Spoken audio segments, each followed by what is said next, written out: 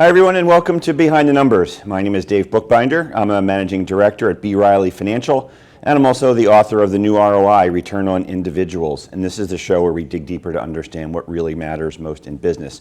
Thanks for joining us. Today, I'm pleased to welcome a friend of mine. I would consider him to be a wealth coach, and I'm talking about Caleb Guilliams, who's the founder and CEO of Better Wealth. Caleb, welcome to Behind the Numbers. Hey, it is a pleasure to be on the show. The pleasure is mine. Tell the audience a little bit about you. Well, before about 2 weeks ago, before I started this thing on my face called a beard, people would be like, what does a 15-year-old have anything to say about anything with money? And the quick story in a nutshell is I grew up in central Wisconsin, oldest of 6 kids. Dad was a PhD molecular biology doctor, was going to follow in his footsteps until I took biology. And then I just, was like, okay, not going to do that. So what do I want to do? And got a job at a chicken farm, started making money, and fell in love with this idea of like helping people with money. And that was just one of those things where it was always came natural to me. It was always something that I enjoyed to do. Then I got a job at a bank because I was like, that would probably be a great place to learn about money. Then took over a bank's investment department when I was 19. That's a whole story in itself. But I had this like very cliche statement that was said to me that I really took to heart.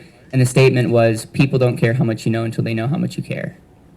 And I like took that to heart and I said, you know what? We're not doing people right in the financial service space. And so I went deep and asked people like yourself to mentor me. And I think people pitied me and they're like, yeah, we're going to help this kid out because he has a why greater than just himself, just to make money. And so make a long story short, went on a journey, left the bank when I was 21 years old after graduating college to start Better Wealth. And now we have clients in all 50 states. We teach a lot of the things that I learned on my journey and obviously have so much more. And so it's a pleasure to be on here. I'm excited to riff on multiple different topics and have a ton of gratitude for who you are. Yeah, the beard definitely makes you at least 2 years older, so I'd call you maybe 17 now at this point, but good for you. That's right, thank you. Yeah, that's a cool backstory, and maybe if we have time, we'll dig into that you are the youngest person to take over a bank's investment department. I'll just say that, and let's move on. But you talk about your why, and a lot of the conversation today is really going to speak to your why. So why don't we start by your definition of wealth? Because I think you've got a unique definition of what that really means to people. When I ask people about wealth, a lot of times they go right to the money, and we think of, okay, you're wealthy if you have enough money. But then I ask you about Warren Buffett, and Warren Buffett's over 94 years old. He's also worth over $100 billion. And you and I would not trade places with Warren Buffett, and majority of people that are watching this or listening to this would not trade places with Warren Buffett. That means we're creating a value that's greater than just money. We value other things like time, like relationships. And so my definition of wealth is a sum total of your time, your talents, your relationships, and your resources. So money is a part of it, but if your health is not right, if your relationships are not great, if you're not finding fulfillment in your work, you're going to find that your wealth, quote unquote, that sum total of your time, talents, relationships, and resources are not well. Yeah, so when you're sitting down with a client or a prospect who's just getting to know you, how do you help them to construct, I'll call it a framework for thinking about wealth in this holistic fashion? Yeah, so the framework has to start with what you actually want. When I was working at the bank, again, I couldn't articulate all these things, but I could articulate this concept of ROR. And majority of people in the space that you and I live in talk about ROR as rate of return or return on risk. But really, if you reverse engineer that, it's like, okay, what do people really want? So we started talking about ROR as return on result. What are the results that you want out of life? And make that the metric. Make that the number one metric. And then once you have that as the metric, then we can reverse engineer and say, okay, if we want this, then what do we need to do with our money? What do we need to do with our cash flow? How can we analyze debt? How can we analyze our investments? How can we look at risk management? And make sure everything's in a line to make sure that we can show up powerfully today and in the future. And so I think the biggest thing with our framework is starting with the end in mind and not just saying retirement or 4% rule or we want this amount of income. Like that's not bad, but a lot of times we have to start on a deeper reason. And then it's looking essentially just at the money flowing in, and money only does two things. It can be saved or consumed, and figuring out how we can be more efficient with the money leaving us and how we can get better investments or have better strategies for the money that we're retaining and making sure that we're managing it properly. but it comes from the level of where we actually want to go. And so that's really the framework from a standpoint of getting really clear on where you want to go and then analyzing everything from there. And then you are financially successful if you're able to live intentionally. So one of the things with you're wealthy is you are truly wealthy if you're living life on your terms, if you're living intentionally. And you can do that by just going through your time, talents, relationships, and all of that, and making sure that you're being intentional with those. Yeah, and I've got to think that there's an iterative process that you've got to go through, right? Because most people, if they're asked that question, like, what are your goals? Yep. Retirement, right? Maybe it's saving for education for kids and so forth. But how do you tease out the bigger goals? And what are some of the things that your clients are telling you that they'd like to be doing as a goal? Yeah, you asked the question, if money wasn't an issue at all, what would you be doing? And and then usually you ask some why questions after that, but it's like, if money didn't exist, what would you be doing? And then one of the questions I ask on my show is, if this was your last day on earth and you were with the people that you love the most, and you couldn't give them any book, podcast, couldn't give them any recorded talks, but you just had one last conversation, what would you be talking about? Those two questions are kind of like right field and left field question to kind of get us to be, okay, like, what would I talk about if this is like my last moments with you? And if money didn't matter, what would I do? Well, some people say vacation, but then when we start asking deeper questions, they realize like, oh, that's just kind of like the knee-jerk, how's the weather answer to that question. Those two questions, when asked and asked intentionally, really get to the root of what truly matters with somebody. And what we try to find is what your underlying core values are. Like, what do you ultimately make decisions based off of? Because if I can highlight those, oh my goodness, I've seen transformation after transformation when people understand why they make the decisions that they make. Yeah. So Caleb, are you helping younger folks in learning how to manage their wealth and build their wealth? Yeah, I mean, we have clients that are under 10, and we have clients that are over 75 years old. So I would say the average clients are in the mid 30s. We have a large range, and I actually had the opportunity to go back and teach and encourage some of the people that attended college and high school with me, and so it's always fun to talk to young people who can really have majority of their life ahead of them. Yeah, and I asked that question because I know a lot of young folks who often complain that in their education, whether it's high school or college or both, that they're not really taught money management skills, right? And even how to balance a checkbook, let alone how to invest properly. And I know in recent days we've seen headlines in Reddit stocks, I won't mention any of them by name, but the ones we're talking about, where there was a whole boatload of speculation and people rush into those things. I'd like you just to talk about that, the idea of chasing returns and how folks can, I'll say, maybe manage their emotions and not get swept up in that kind of mania. Yeah, it really comes down to gambling, and it comes down to, if we don't have an end goal, or if we don't have the principles put like in underlying, it just, we're going to go and we're going to try to do a quick win. And it's one of those things where it's not underlying in any value. It's really underlying in greed. And regardless of what we think about Bitcoin and other things, like, this is my take on all that. I believe the technology and the philosophy is pretty solid, and I believe that majority of the activities are going to zero, because majority of people are interacting and exchanging with zero value-based mentality, and they're just trying to get a quick win. And so one of the things that I try to do, especially when I'm teaching young people, everyone needs to hear this, by the way, but helping them understand that money follows value, and money is just essentially currency. It's essentially debt for value. And so if we can understand that, whether you invest, whether you go to school to get a job, regardless, you think of like, okay, how do you know something valuable? Well, there's a supply and demand for that. And so it's just trying to get back to the fundamentals, because if we don't have the fundamentals, we can believe anything in the world, and we can do some of the dumbest things because there's no underlying framework to go after that. And so I try to build a framework for everything, and for the framework of investing, it's money follows value. And if we want to amplify the value, we need to, number one, there needs to be a supply and demand, and then we have to look at levers. What are the levers that we can do in an investment or in our life to amplify that value? A lot of times people are trying to leverage, but they don't have the value. And so you're leveraging something that's not valuable, which means you're going to go bankrupt or expose yourself.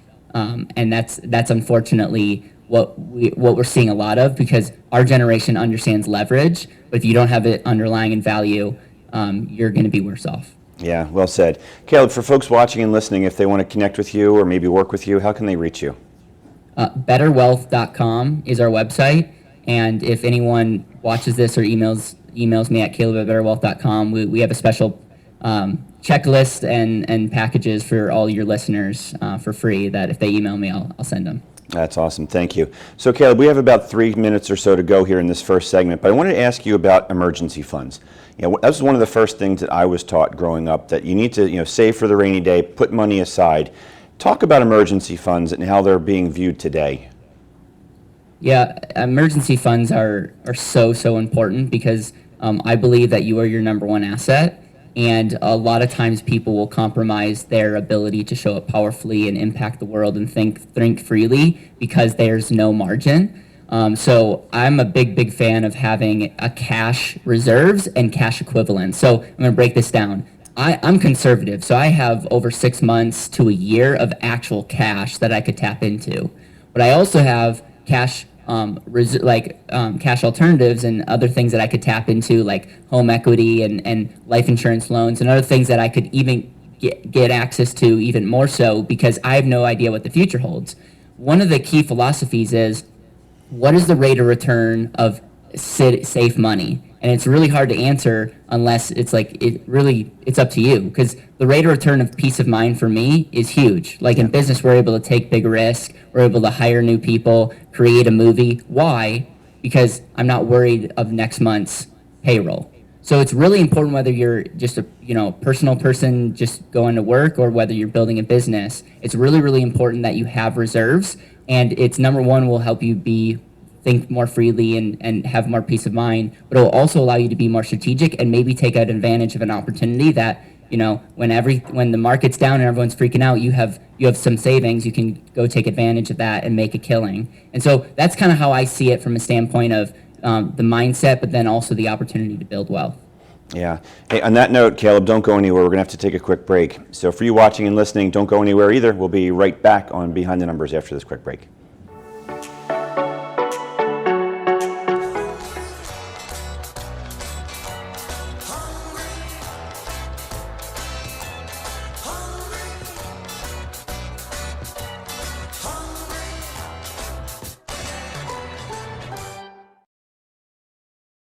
We're Dr. Mark and Liz from Marriage Matters, a show that inspires, instills hope, and empowers couples to weather the stresses of married life.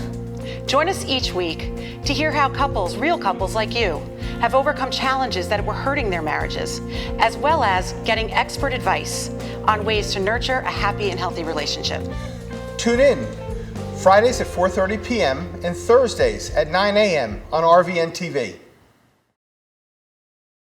The new Kentucky Fried Chicken Sandwich with brioche buns, mayo, pickles, and a quarter-pound filet as far as the eye can see. Get comfy, it's gonna be a while. This thing's huge. Get the new Kentucky Fried Chicken Sandwich for just $3.99. It's finger-licking good.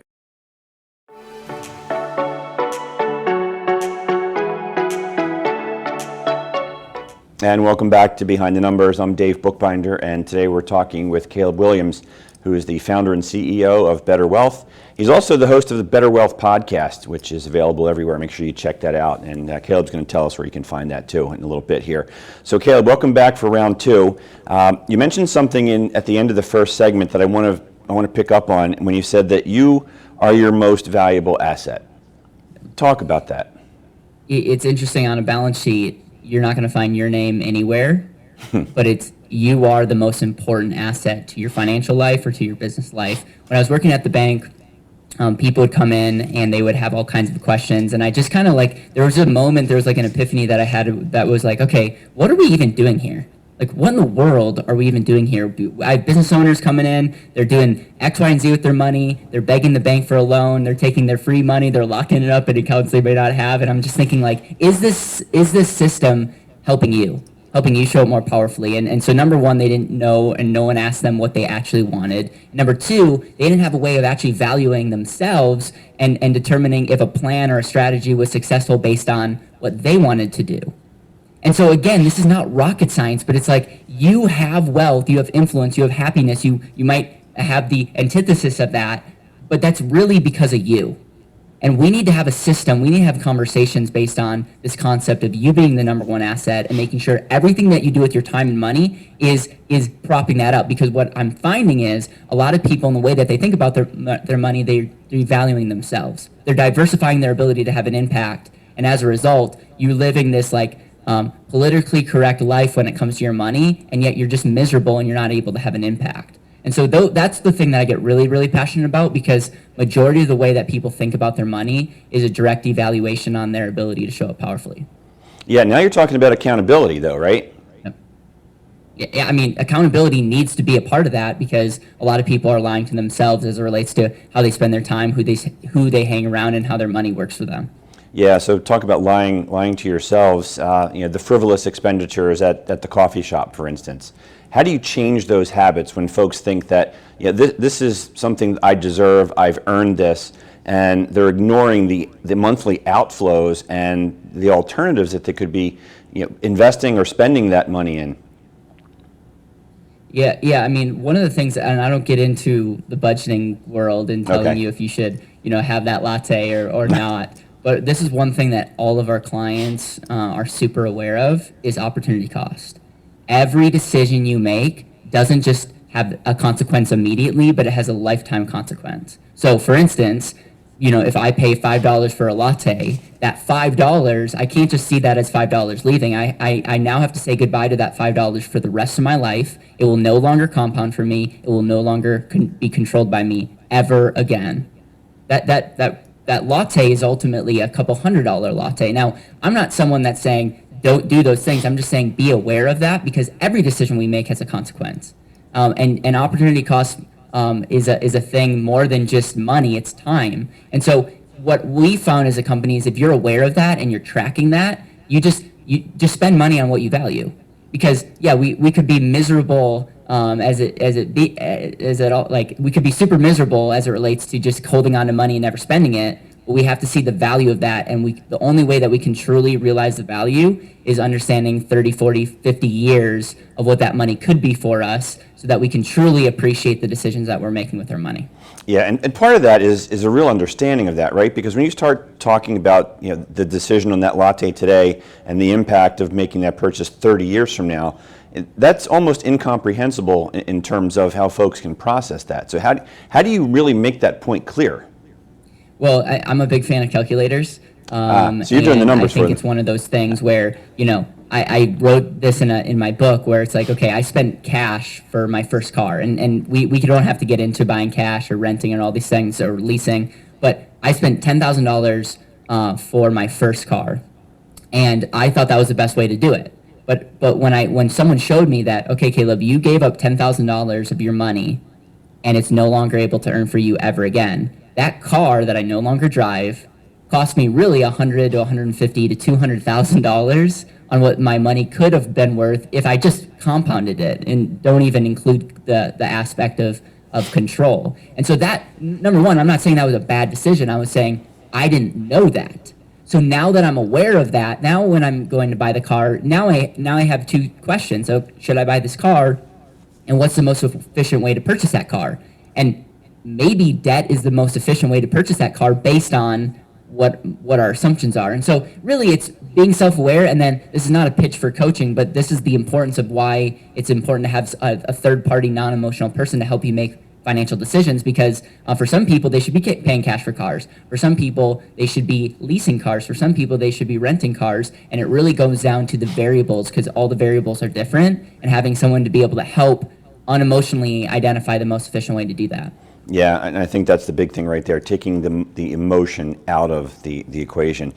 You mentioned the book, so I wanted to talk about that too. So tell us about it. It's called The And Asset. Tell us what it's about and where we can get it. Yeah, you can get it on Amazon or anywhere books are sold. You can also get it at our website at betterwealth.com.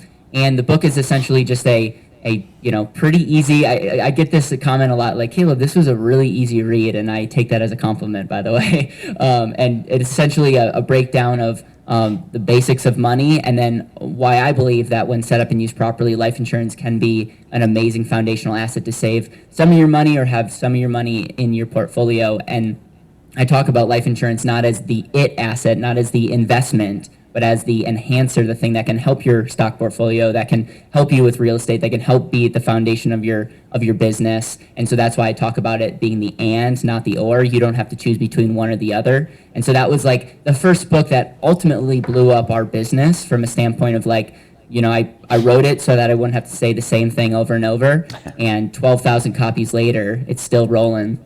And it's humbling every time that I hear from somebody or someone says, hey, I read your book and it made me think about compound interest this way, or it changed the way that I thought about X, Y, or Z. And I'm just always humbled to hear from people about that. Yeah, that's awesome. You're also an entrepreneur, business owner, and I know that culture is a very important component to you. When you talk about you being the most valuable asset, you bring that into your day-to-day.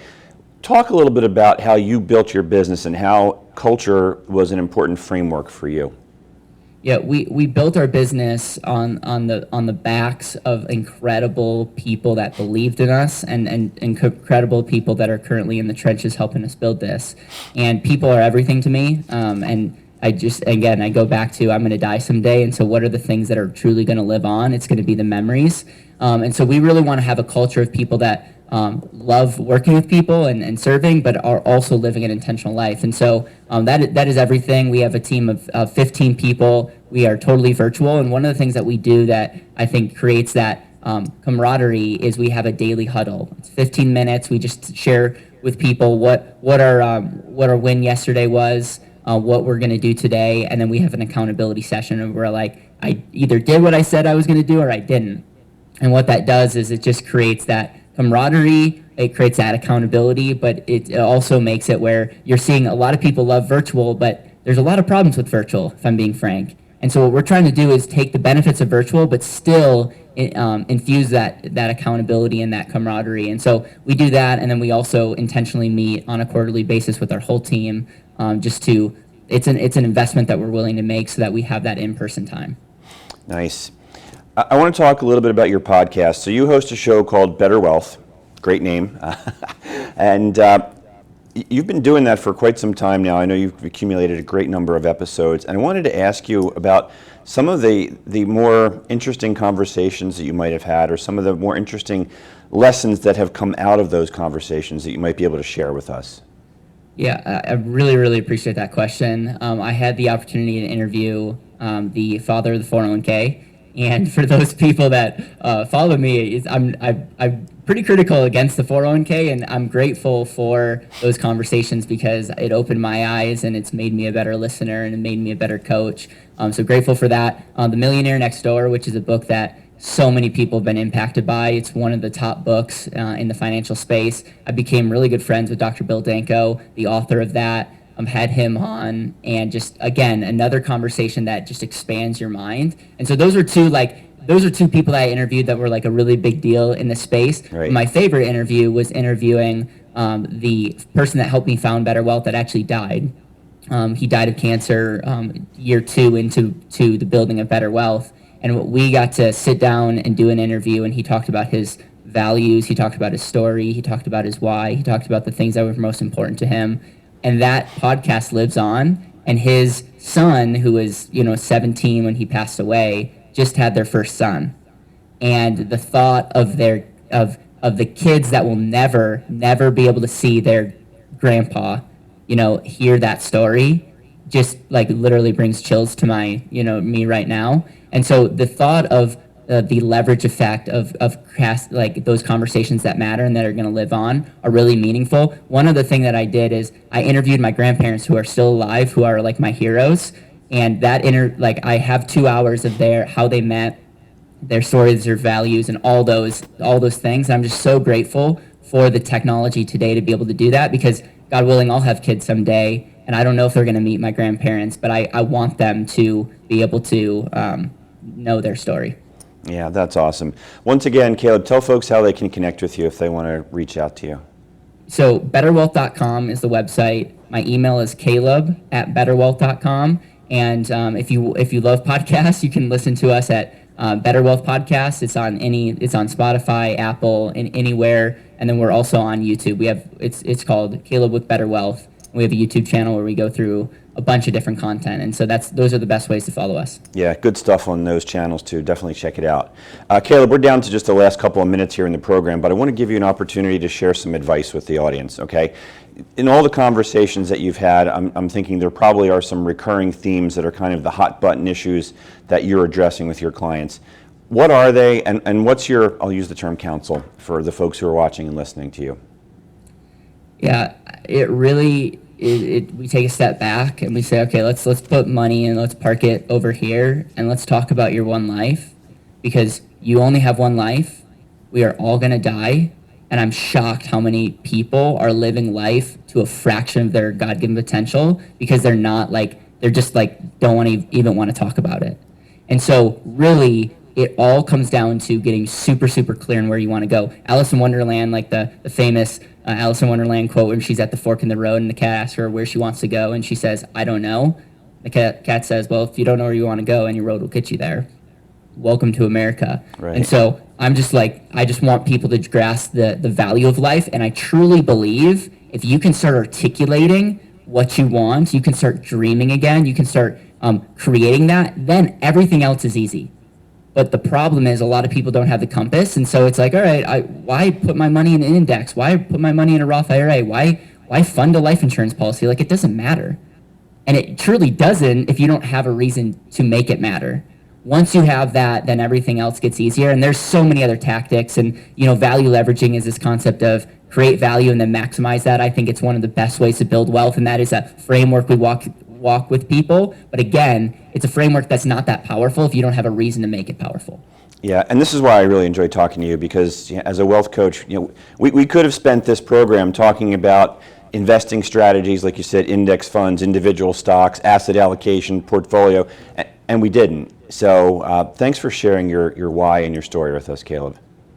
Yeah, it's a pleasure, and I appreciate who you are and what you're up to in the world, and it's been an honor to be on the show. That's my pleasure. Thank you so much. We've been talking today with Caleb Guilliams, who is the founder and CEO of Better Wealth. My name is Dave Bookbinder, and I'm the person that my clients turn to when they want to know what their most important assets are worth. So feel free to reach out to me. You can find me on LinkedIn, Facebook, and Twitter. I'm always happy to have a conversation. Thank you for watching and listening. We can't do this without you. Please be sure to hit the subscribe button, stay in touch with us, and we'll see you next time on Behind the Numbers, everyone. Take care.